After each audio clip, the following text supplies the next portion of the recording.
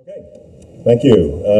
It's great to be back in Poland. This is my third time here, and I hope to be returning many, many times in the future. I have some good friends here in Poland and hope to make more good friends this week and in coming visits. So thank you for having me here. My name's Don Dodge, and I'm from Google. I travel all over the world for Google and speak at conferences and help developers build applications using Google technology. That's my day job. I also work with Google Ventures and do investments in companies and sometimes acquire companies. So I have the best job in Google. I can't believe they pay me to do it, but I'm happy they do. It's a fun job. So today I want to talk to you about a platform shift. I'm an old guy, and I've seen many platform shifts. They happen about once every 10 years. And we are now in the middle of a very, very big one, maybe one of the biggest ones that I've seen. So platform shifts are a huge, huge opportunity to create huge businesses. They only happen every 10 or 15 years, and when they do, the market leaders from the previous generation and the previous platform very rarely take over the new platform. And I'll show you how that works and why that works. So in the 70s, 1970s, mainframes were the platform. And IBM ruled the world. IBM was the dominant company, and you can't imagine how powerful they were. But it didn't last. In the 80s, the mini computers came along. So we had these mainframe-style computers that could be in your office, mini computers. And Digital Equipment Corporation and Data General and Apollo and some of those companies are the ones that took over and dominated that era for about 10 years. Then in the 90s, the PCs came along, and that was Dell and Microsoft and those sorts of companies completely dominated, and they had a good 10 or 15-year run.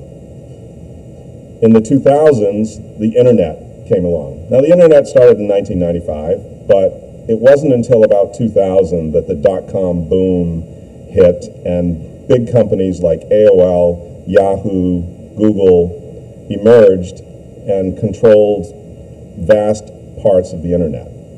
So you see that none of the previous companies made that transition to optimize and dominate for the new platform. And today, mobile is the new thing, and Apple and Google are the leaders in this space. It's going to be really big. So platform shifts happen every 10 years or so. And one of the things that's interesting about a platform shift is that every time it moves, there's 10 times as many devices, 10 times as many units that people use. So in the mainframe days, there are about 1 million mainframes that were being sold. And that was a lot. They were very, very expensive. These mainframes could cost up to $1 million each. They were very expensive. In the 80s, the mini computers came along, and there were 10 times as many of those. So while there were only 1 million mainframes, there were 10 million or more mini computers. So a 10x increase. In the 80s, the PCs came along, and that was 10x more. So now we're talking 100 million PCs. And today, there are about 300 million PCs sold every year. So it's huge, a 10x move. In the 2000s, the internet was what was dominant. And of course, PCs and laptops, that's where they really took off and sold up to 1 billion units. Mobile is the next platform shift, and it's even bigger. There are going to be billions and billions of smartphones and smartphones sold and units available. So it's a huge, huge shift. It takes about 10 years, sometimes 15 years, for these platform shifts to happen. But I just wanted to compare what happened in each of the previous platform shifts. So in the PC era, PCs came out in November of 1982, but let's call it 1983. After 5 years, in 1988, there were 48 million PCs in 5 years. If you look at the internet, which really got going in 1995, in the year 2000, there were 248 million people using the internet. And now, if you go to the smartphones, they came out in 2007. 5 years later, 835 million smartphones. So you can see how this progression goes, and it gets bigger and bigger and bigger. So we're just 5 years into this. There's another 5 or 10 years to go. This is going to be gigantic.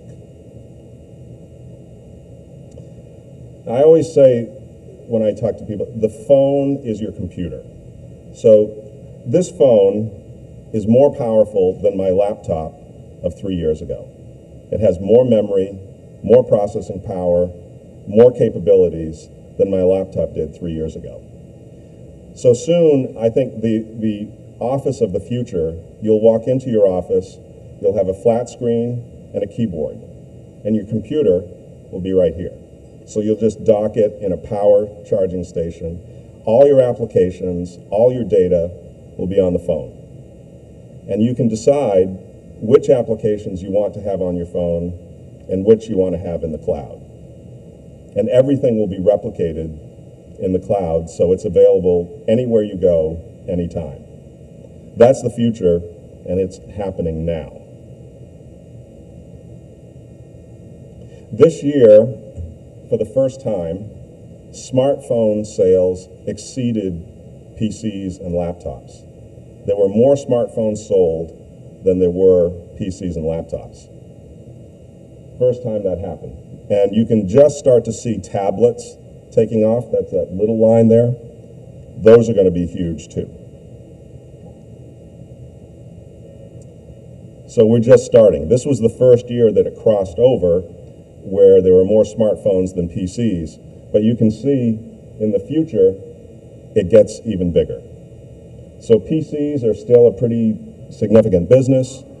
PCs aren't going to go away, but smartphones and tablets are going to dominate over the next 5 years. So we're still early in the transition. 835 million smartphones, 5.6 billion dumb phones, regular feature phones. Over the next 5 years, that transition will happen where people will go from dumb phones, feature phones, to smartphones. And it will be more than 5 or 6 billion. It's going to be probably 10 billion devices.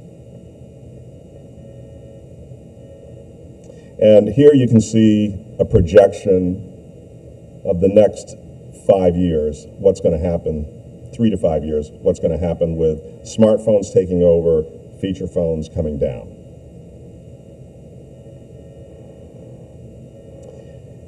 As I said earlier, Apple and Google are sort of dominating this smartphone move. And you can see here, Android started in 2008. And Apple came out in 2007. So Apple had the early lead, big lead, but Android is coming on fast. Sometimes you don't realize how fast and how big Android is, but it's the growth curve is amazing. It flattened out right there. That's where the iPhone 4S came out. So that kind of flattened it, but we've already seen it start to go up again and an increasingly large size of the market. Some of you know that before I joined Google, I was at Microsoft. And Microsoft had one of the first mobile operating systems in the world. It was back in 2001, something like that. Microsoft had, now they call it Windows Phone, but back then I think it was called Windows CE or Windows something, I don't know. But Microsoft had an early lead in the smartphone operating system world, but that didn't last. As soon as Apple launched in 2007, it changed everything. And then when Android came out in 2008, the race was on, and Symbian, Microsoft, BlackBerry, all of them are getting squeezed. And right now it's a two-horse race. So there are two ways that the smartphone move is going to affect business. One is in advertising, the other is in apps. But let's take a look at advertising for just a minute. This chart compares advertising spend over a variety of mediums. So television, advertising's been on television forever. And what we're comparing here is the time spent watching television versus the percentage of advertising spend. So with TV, it's about the same. The advertising is about the same as the viewing. With print, it's pretty dramatically different. Print advertising is getting killed. The web is now doing pretty well. The web is getting an increasing percentage of advertising spend. Radio is about the same. But look at mobile. The time spent on mobile versus the advertising dollars spent there's a huge, huge gap. And that's going to close. Over the next 5 years, you'll see more and more advertising dollars move to mobile. So this chart sort of quantifies that move. There's $20 billion of advertising revenue available that's going to move to mobile in order to get the time spent on mobile to sort of equal the advertising dollars spent. So it's a huge opportunity. The mobile developers see this, and that's what they're going after. So there's $20 billion of advertising revenue available, but there's also the app side, which I'll get to in a second. There are 1.1 billion 3G subscribers in the world today. 1.1 billion. And that's going to grow as those feature phones and dumb phones start to go away. 3G and 4G are going to grow to 5 or 6 billion, maybe more, users. The obvious leaders, USA, of course, is one of the largest users of 3G. But what I found interesting about this slide, if you look at number 13, that's Poland. I was amazed. Poland is that big. So Poland is bigger than Australia, bigger than Russia, Canada, Taiwan, Sweden, many countries. And in fact, Poland is only a couple million behind France. So in the next year, I would expect to see Poland in the top 10 countries in the world with 3G. So I don't know what you guys are doing here, but you're doing something right, because Poland is big in 3G. Maybe after someone can tell me what you're doing here and how you're able to grow this so quickly.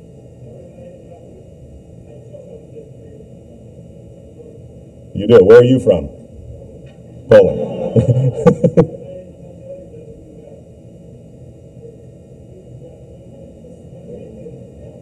$28 million? We've got about, oh, definitely less. We've got about 8 million smartphones in Poland and about 3 million mobile broadband. So, no way. Okay, well, you can tell Mary Meeker that her numbers are wrong. I won't tell her. I don't suggest you do either. But okay, I take your point. We'll talk about it later. Mark Andreessen recently wrote an article. You all know Mark Andreessen. He was the founder of Netscape, and now he's a venture capitalist at Andreessen Horowitz. He wrote a story saying software is eating the world. And what he meant was that software is overtaking everything. Everything is being converted to software. So hardware is becoming less and less important, and software is dominating. Mark wrote that article about a year ago, and already it's out of date because apps are eating software, which is eating the world. So that's what I want to talk about next, how apps are the other big revenue opportunity in the smartphone world. Apps are eating everything. There are apps for games, apps for art, retail, commerce, news, media, business, travel, you name it, there's an app for it. And we're just getting started. Apps are going to be a huge, huge business. In fact, mobile apps in 2011 were a $10 billion market and growing 100% per year. Mobile apps are huge. So we just saw $20 billion of advertising going to mobile, $10 billion of mobile apps, and doubling every year. This is a huge business. So if software was eating the world, apps are now eating software. It's huge. So this chart shows you the blue is mobile apps and the orange is advertising. So advertising is growing significantly, but mobile apps are growing even bigger. So it's a huge opportunity. Last year in 2011, about $12 billion. Next year it will be, or this year, 2012, it will be over $20 billion. 2013, probably 30 or 40. It's a huge market. This year, we had the first app company sell for $1 billion. There are very few software companies that sold for $1 billion or that had a market cap of $1 billion. And this year, Instagram, now you could argue whether it was worth $1 billion or not, some do, but Facebook paid $1 billion for Instagram, which is just a mobile app. There are going to be more of these. As a matter of fact, there already have been. So far, we're only 6 months into 2012. There have been $6.5 billion of IPOs and acquisitions for mobile apps. Just mobile apps. To give you an idea of how big this is. One of the bars that people use to measure how successful something is how long does it take you to get to 1 million users? And this is a rather interesting slide. It took AOL 9 years to get 1 million subscribers. It took Facebook 9 months to get 1 million, and that was phenomenal, unbelievable. But it took Draw Something, a mobile app, 9 days to get 1 million users. That is amazing, amazing. So that just gives you an idea of how fast this is moving and why the shift to mobile is moving bigger. It's bigger and moving faster than most people realize. Until you look at the numbers, you can't believe it, but it's happening. Now, you've heard of the digital divide. The digital divide are, the people who have PCs and laptops and those that don't. And it's typically an economic thing. It's pretty expensive. You have to have a lot of money to be able to own a PC or a laptop. And there are many people in the world who can't afford to buy a PC or a laptop. And it takes technical skill to be able to use a PC. They're complicated. So your grandmother might have a hard time using a PC. And in poorer countries where the education is not as good, they're going to have a problem with that. And it requires a home internet connection to make a PC worthwhile. So if you're out in the desert or in the jungle, it's pretty hard to use a PC. So that created the digital divide of people who have PCs and have access to them and people who don't. And it was a pretty big divide, because if you didn't have a PC, you were falling behind very, very rapidly. Well, I think smartphones are going to close that digital divide. Everyone will be able to afford a smartphone. We're not there yet. We're early into the transition. But eventually, smartphones will be so cheap that everyone can afford to have one. They're much easier to use. Anyone can move their finger around and figure out how to use a smartphone. You don't need any education to do it. It's pretty simple. And of course, you can use them outside. You can use them in rural areas. You can use them anywhere. Believe it or not, smartphones will approach zero cost. This is an advertisement from the newspaper, my hometown newspaper, last week. I couldn't believe this. 1 penny for a smartphone. Now, of course, when you read the fine print, it says you have to sign up for a 2-year contract and pay the monthly fee for 2 years. But essentially, you can get a smartphone for nothing and just pay each month to use it. Those costs are going to continue to come down.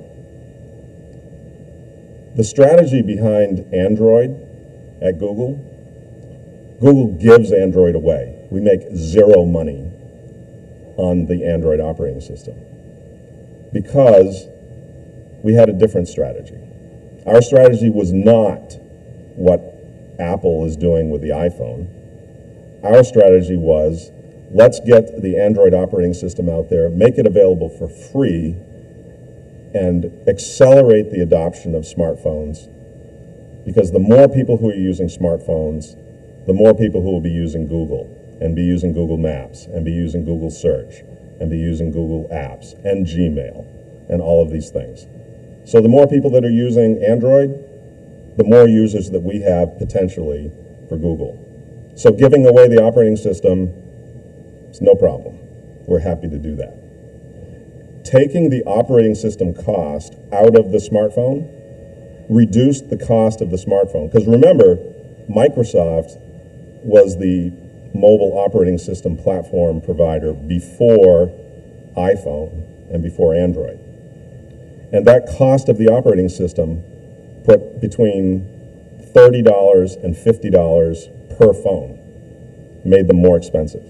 When you subtract that cost out, now the hardware providers can make their phones available for much less money.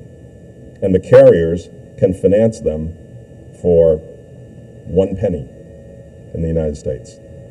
It's a very significant move, and it's going to get even better.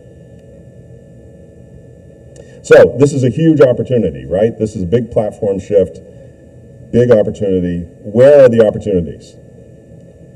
Games, games, more games. If you look at the top 40 apps, the top 40 apps that are making the most money for mobile apps, 35 of the 40 are games. So that's great. That's phenomenal. But I don't expect that to continue. There are lots of other areas for mobile apps, lots of opportunities to make money.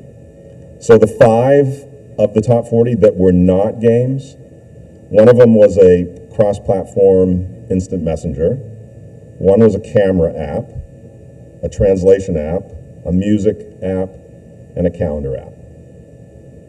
There's much bigger opportunity in apps. 2 of the really, really big ones are enterprise software moving to mobile apps. So today, you're seeing mobile interfaces to enterprise apps, but they're really just a UI interface to the app. The app is still on the back end. You're going to see more and more enterprise applications move to native apps on your phones, and that's going to be a big revenue opportunity. Businesses will pay for software apps on their phones. So that's going to be a big one in the future. The second one, and we're already starting to see this, is business to consumer apps. So these apps are free, but they're generating huge sales on the back end.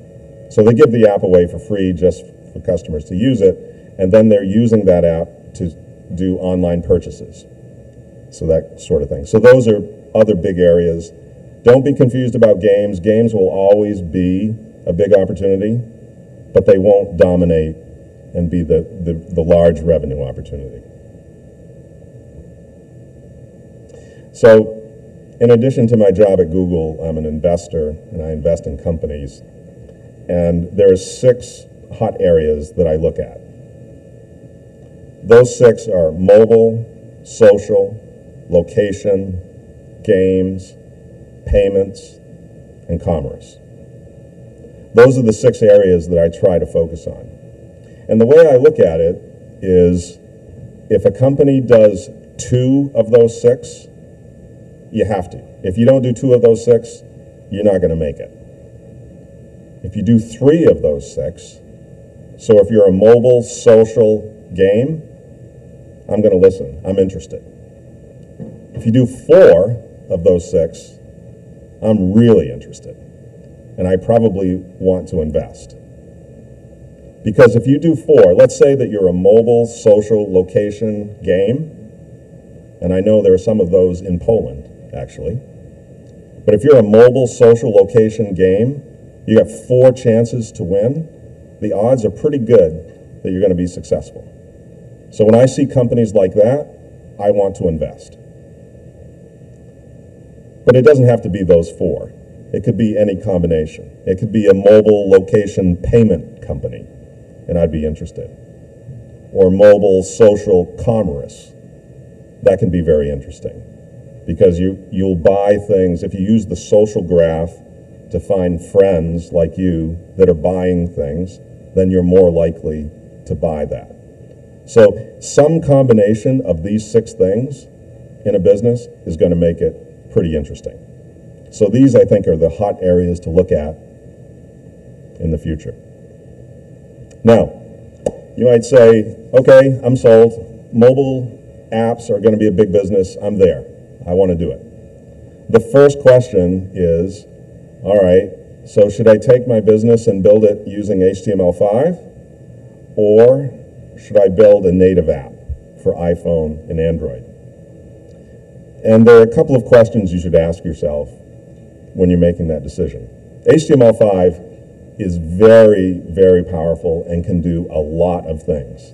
And for many applications, HTML5 may be all you need to do. But the questions that you need to ask are some of these and more. The first one is, how much money do you have to spend? There are some big companies in the US that have lots and lots of money. So they're perfectly happy to spend hundreds of thousands of dollars to build native mobile apps for iPhone and Android and Microsoft and BlackBerry and whatever. It's very expensive. Most startups cannot afford to do that. But big companies can. So that's the first question. How much money do you have to spend? Typically, in the US, I don't know about here, but in the US, mobile developers are very, very expensive. And it typically costs between $30,000 to $100,000 to build a mobile app for one platform. So then when you decide to go, let's say you start with Android, and it costs you $50,000 to $100,000 to build your app. When you go to build your iPhone app, it's another $50,000. And when you go to build Microsoft, it's another 50,000 to 100,000 because there aren't so many developers available for that. So you have to look at what is the market share. Android has about 53% of the market, so you're probably going to build Android. iPhone has about 30% of the market, so you're probably going to do that. But that's 83% of the market. No, 83% of the market. And you spent maybe $100,000, $150,000. Are you going to spend another 50 to get another maybe 6 points of market share? Most companies won't. Some will, because they have the money. So that's the first question. How much money do you have to spend? The second question is, you may be able to use HTML5 to build your app, and it will appear in the browser perfectly well. But how important is it to you to have your brand on the phone? So when you pick up the phone, you see your brand, your logo on the phone. If that's important to you, then you're going to want to build a native app. Another cool thing about native apps on the phone is that the app can send notifications to your phone. So every time there's new content or every time there's a new event, you can post a notification to the phone and it shows up on the phone. So the user doesn't have to open the browser, go to your website to view your HTML5 site. They get a notification on their phone that says, hey, there's something new. So if you have a very interactive application and you want to take advantage of having your brand on the phone and you want to take advantage of having those notifications pop up on your phone, it's probably worth the investment to do a native app. Are location and photos important to your app? If they are, then you probably want to build a native app. One of the cool things that a phone can do that a laptop cannot do, a laptop doesn't know where you are. It doesn't have GPS. So if you have an app that uses GPS, you're obviously going to have to do a native app on the phone. If photos are a big part of your app, you probably want to do a native app. Laptops are not very good at taking photos. So you're going to want a mobile app. And the last one is performance important to this app? If you're a news application or just have basic data and you're rendering web pages, then performance is not that big a deal. If it's heavy duty kind of video and photos and that kind of thing, then performance is important. The last question is, can you afford the 30% tax on the app? And that's not an insignificant amount of money if you're a big company. So you have to consider what you want to do there. So which mobile platforms should you choose? Well, I just talked about the market share. So iPhone and Android are pretty obvious. It's 83% of the market. Of course, you're going to do those two. But do you go to the other platforms? It's basically a question of cost. The investment that you make to get on those platforms versus the additional market share that you're able to address. And right now, only the companies that have lots of money to spend are making those decisions. Actually, Microsoft will pay you money if you're a developer. They'll pay you to port your app to the Windows platform. So it's a good business. If you're an app developer, just knock on Microsoft's door and tell them you want some money, and they'll give it to you. Macromyopia. How many of you have heard this term, macromyopia? This is a disease that's common to venture capitalists and to industry pundits. And what it is macromyopia is where you overestimate the near-term opportunity and you underestimate the long-term opportunity. And it happens every single time. It happened with the web. It happened with PCs. When they first came out, people got so excited and they overestimated the near-term impact. Like they thought it was going to be a $1 billion opportunity in the first year. Well, they were wrong. And then they got all disillusioned and went away, and they underestimated the long term. Because once those things start taking off and once that platform shift happens, then it's a multi-billion-dollar opportunity, and they underestimate how big it's going to be in the long term. That's happening right now with mobile. People don't understand how big this mobile opportunity is. It is huge. It's the biggest opportunity that I've seen in my career in 30 years. It's going to be gigantic. It already is. But most people, you know, we're in the business and we hear about it and we sort of like, yeah, okay. But believe me, this is huge. It's going to be bigger than anything else we've seen in the past, and you need to get ready for what's coming. These are enormous opportunities. There are some companies that have been leaders in the past that will be left behind. It's an enormous opportunity for new companies to build new applications on this new platform and be the billion-dollar companies of the future. So I hope you'll take these numbers into consideration and think about the kinds of businesses that you can build using the mobile platform. Thank you very much for your time, and if we have a couple of minutes, I'll take questions. Yeah, we have about 5 minutes for questions. Are there any questions? 5 minutes. Other than the guy about the numbers. We'll talk about that later.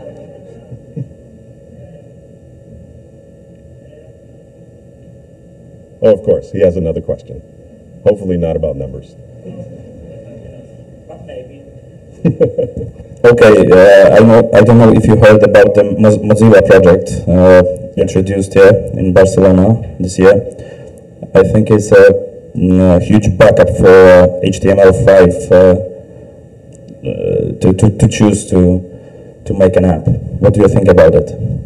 Yeah, I think HTML5 is a great avenue, a good choice for most apps.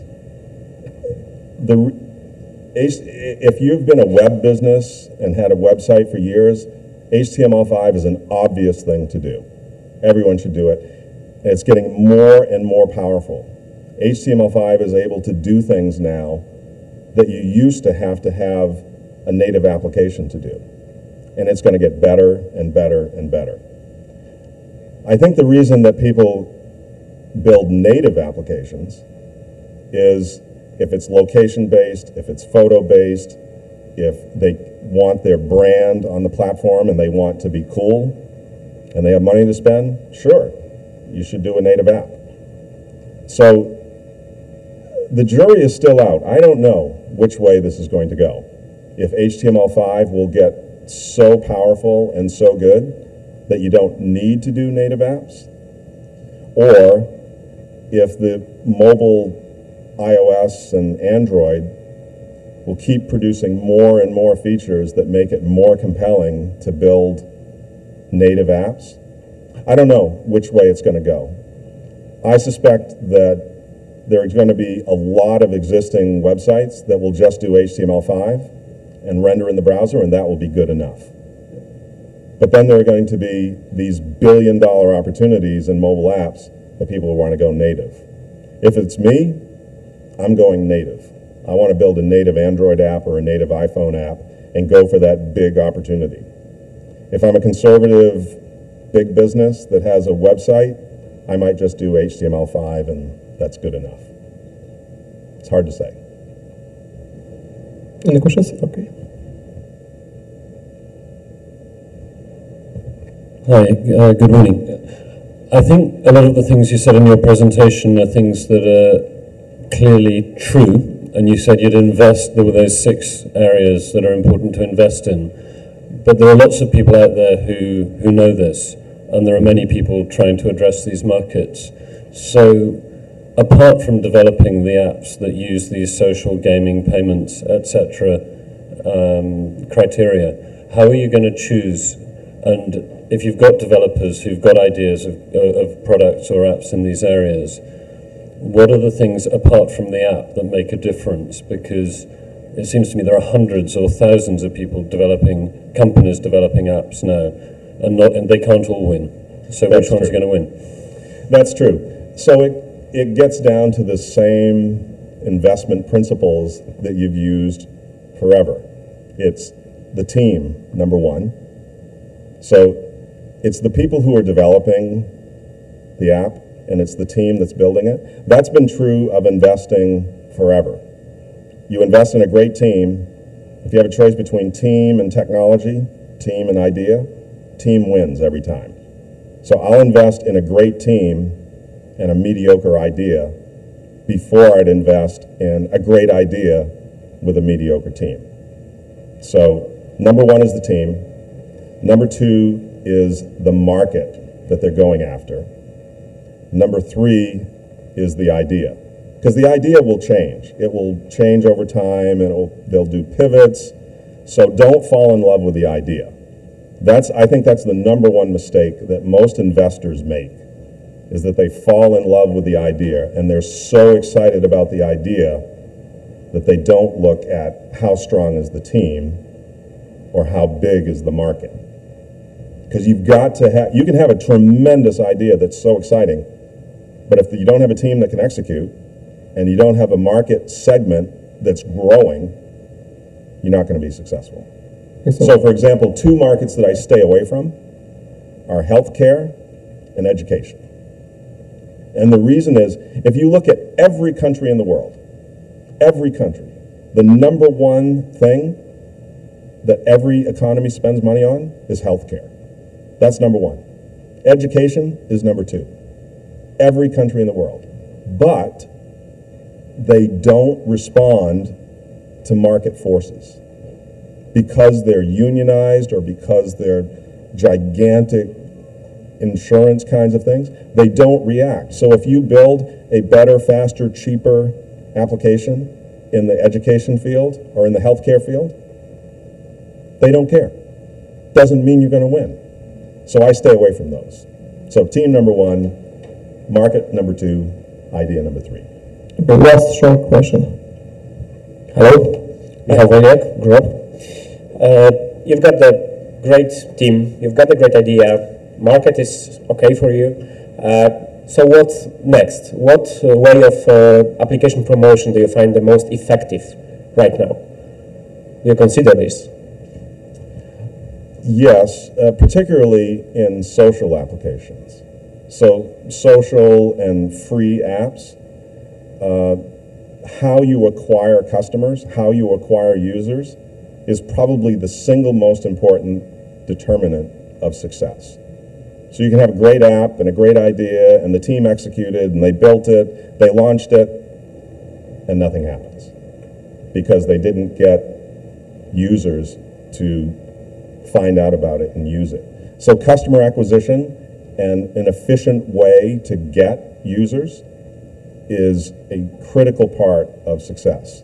And most app developers are depending on lightning strikes. Magic happens and users start to use their apps.